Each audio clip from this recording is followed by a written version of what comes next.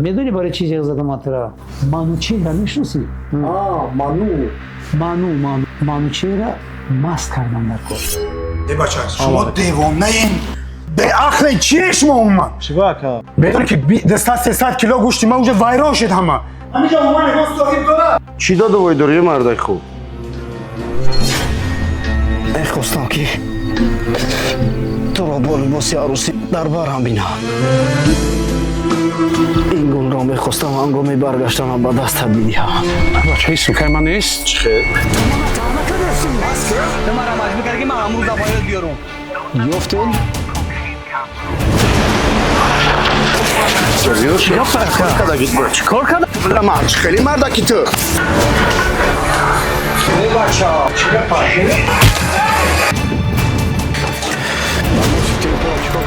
نمیدونم. برادر امانتی را بردن در کار.